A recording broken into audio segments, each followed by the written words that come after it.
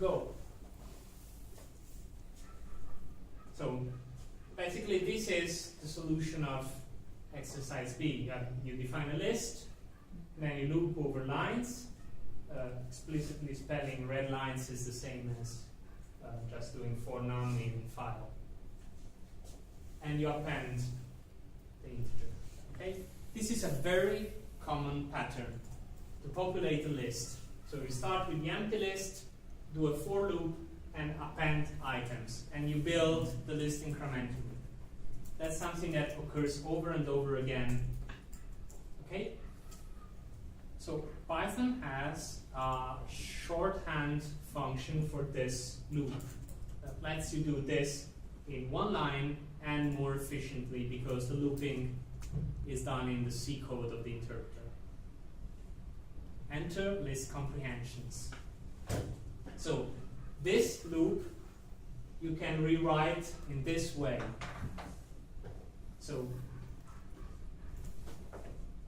data, so the name for your list, you build your list as so list square bracket int line, so the generic element that you would append within the loop, for line, so the variable part in the loop, in open. So exactly, so this clause for line in open is exactly the same clause you would have here. But then instead of appending the things, you just write them in the first position and then close the list. This is called a list comprehension and is an extremely powerful construct. So the parser starts from where in this sentence? Like Yes. you start calling the line before defining the line. Like the parser behind it, like Yes. start from where? I'm not sure I. But you get the parser with the list comprehension, and that's basically that loop. So just the predefined structure as it is, take it. It's a construct. Construct. So it's a way that Python. So this is exactly the same thing as this loop, but it's written in one line and it's more efficient.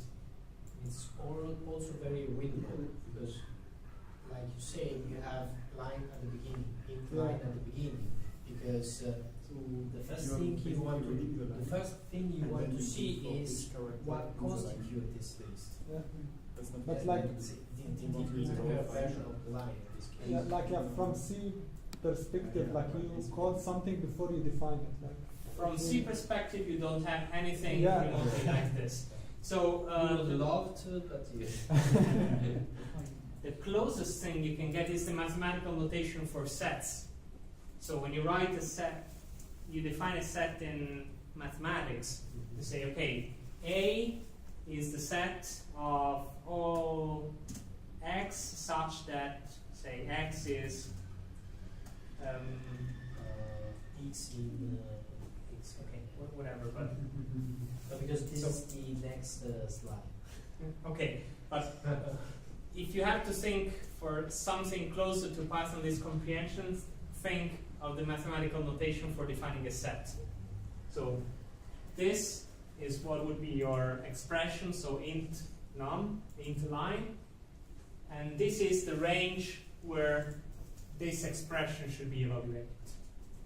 And formally, the syntax for list comprehensions is this one. So expression for variable in sequence and optionally if condition. So what does this mean? We take a Python expression, so anything that returns a value, that can be evaluated and returns a value, an object. can be a function. Can be a function with some parameters, like int is a function. So this is an expression, apply the function int to the argument line expression.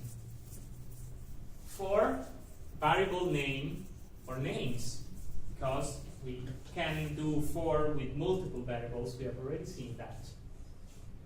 In a sequence. iterable is something that a sort of generalized sequence will. So can the sequence be another form? That in a moment. Okay. Nested stuff. Okay, so this, so you see expression, function and argument for argument variable in sequence. In this case, the sequence is a file that Python treats as a sequence of lines.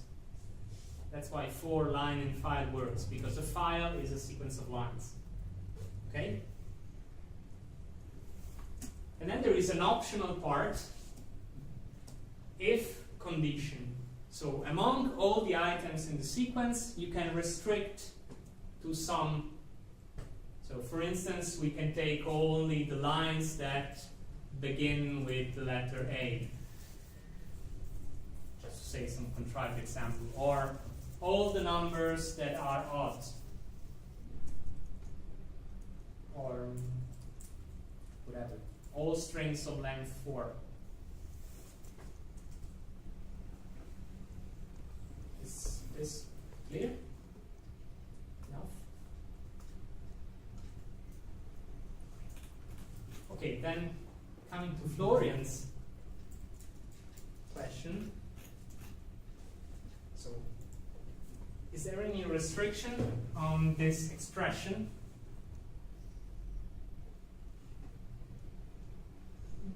It should return a value. That's all it's a restriction, right? Yes, so it should return a value. It's an expression, but it's any expression. So list comprehension is an expression. So you can nest list comprehensions. So you can have this. L1 is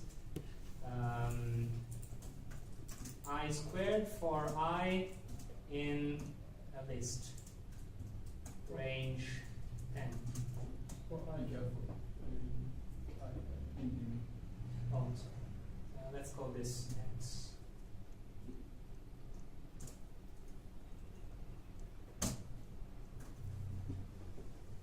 Okay. This is a list.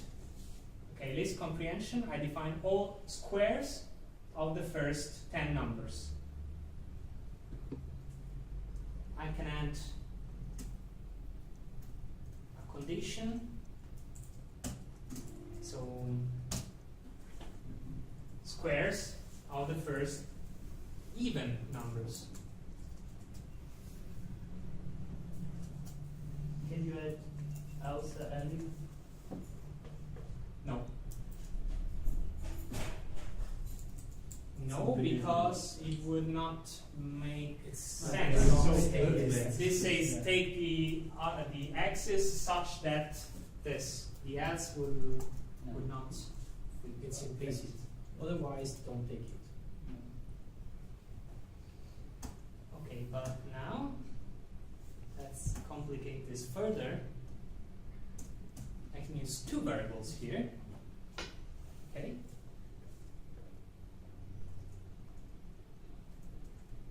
Then this whole thing becomes an expression with one free variable y that still doesn't have a value. Then I can write for y in 1, 2, 3. Voila.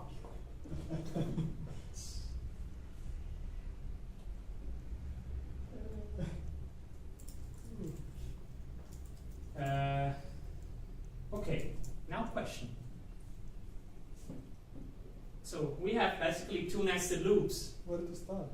Except which one is the outer and which one is the inner. So which variable runs faster? Left to right. The later part is the inner part. Later part is the inner part. So the y is then Y is the power. Yeah, so it's Yes, exactly. So it's exactly the latest is inner. So it's the reverse of what you write. I mean, the one way to think of it is to just how you write a nested for loop, you just unwrap it in a single line. Yeah, exactly. Which is something that I find kind of counterintuitive because I would reverse the whole thing. Yeah, that's my problem. My problem. But okay, you get it. So the syntax is actually simple once you know the parts.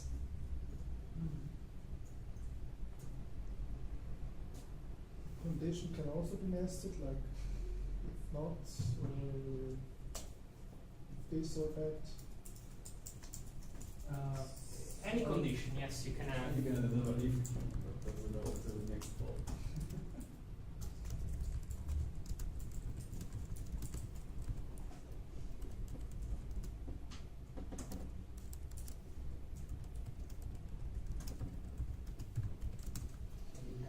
I think you wanted to know if you can put an if in on the second form. Yes. If, why, with the stuff.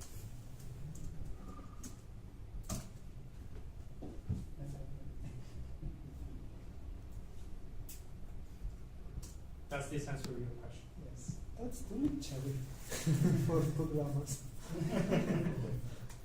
It's actually simple. You just remember this one slide and that's it. This is real fun. I thought Python wanted to be readable. When you see this huge line with 3 points, Yes. it's like, wow. That's So you have to be careful. That's they can be abused. I agree, but they are more readable than the although loop. it's quite hard to make Python code really readable. I mean, it's Yeah. possible, but it's not like C or Perl. True. Perl is better than this language. Okay, now redo the exercise for the load data using list conventions. And this time for added fun, we want the bound. So you don't want all values from this file, but only those that are less than a specified argument.